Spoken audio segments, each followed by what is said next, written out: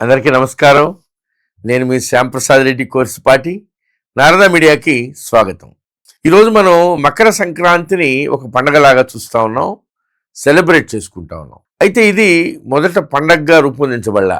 మన పూర్వీకులు మకర సంక్రాంతిని ఖగోళ శాస్త్రం ఆధారంగా రూపొందించినటువంటి ఒక కాల సూచికగా భావించారు. కాలచక్రంలో ఒక కీలకమైనటువంటి మలుపుని గుర్తించేదానికి ఏర్పాటైనటువంటి వ్యవస్థ ఇది.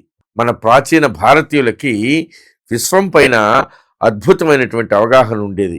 వాళ్ళు ఊహలపైన ఆధారపడలా, కేవలం నమ్మకాలతో సరిపెట్టుకోవాలా. కొన్ని వేల సంవత్సరాల పాటు వాళ్ళు ఆకాశాన్ని గమనించారు, లెక్కలేశారు, నిర్ధారించారు. ఆ జ్ఞానాన్ని పుస్తకాల్లో కాకుండా ఆచారాల రూపంలో సమాజంలో నిలిపారు. ఎందుకంటే పుస్తకాలు కాలిపోతాయి, గ్రంథాలయాలు ధ్వంసమైపోతాయి, రాజ్యాలు కూలిపోతాయి, కానీ సమాజంలో నాటుకుపోయినటువంటి ఆచారం మాత్రం నిలిచిపోతుంది. యుద్ధాలు, దండయాత్రలు, దేవాలయాల విధ్వంసం జరిగినా మకర సంక్రాంతి లాంటి ఆచారం మాత్రం కాలాన్ని దాటి ఇంకా నిలబడే ఉంది. మకర సంక్రాంతి మూఢనమ్మకం కాదు, ఇది ఒక స్వచ్ఛమైనటువంటి ఖగోళ శాస్త్రం పైన ఆధారపడినటువంటి ఒక సంఘటన. ఈ భావన భూమితో ప్రారంభమవుతుంది. భూమి తన అక్షం పైన సుమారుగా 23.5 డిగ్రీల మేర వంగి ఉంటుంది. భూమి అలా వంగి ఉండడమే ఋతువుల మార్పుకి ప్రధాన కారణం తప్ప మరొకటి కాదు. భూమి సూర్యుడి చుట్టూ సెకనుకు దాదాపుగా 30 కిలోమీటర్ల వేగంతో తిరుగుతుంది.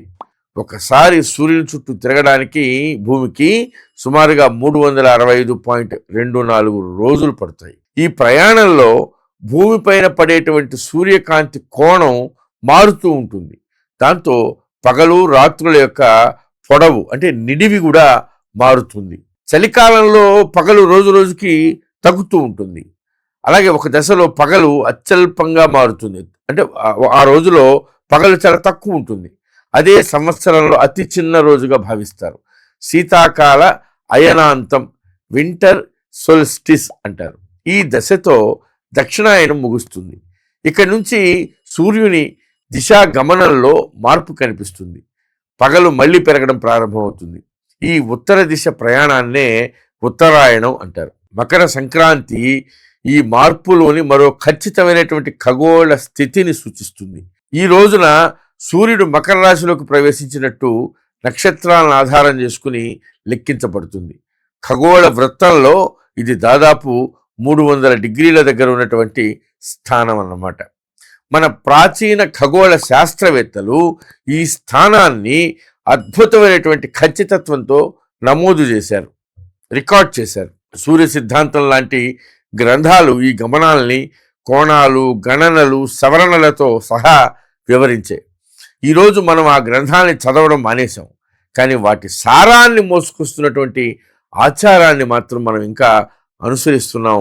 ఆ విధంగానే మనం ఈ సంక్రాంతి పండగని సెలబ్రేట్ చేసుకుంటున్నాం.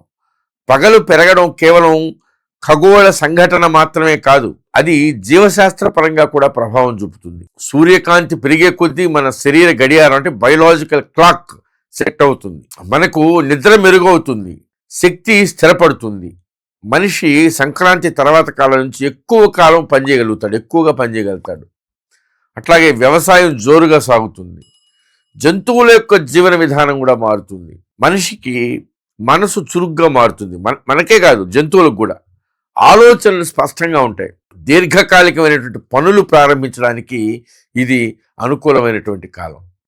అందుకే మన పూర్వీకులు మకర సంక్రాంతి సమయంలో ప్రయాణాలు ప్రారంభించేవాళ్ళు, పెద్ద పెద్ద పనులకి శ్రీకారం చుట్టేవాళ్ళు, ముఖ్యమైనటువంటి నిర్ణయాలు తీసుకునేవాళ్ళు. ఇది పండగ కాదు, జీవితాన్ని ముందుకు నడిపించేటువంటి ఒక కాల సంకేతం.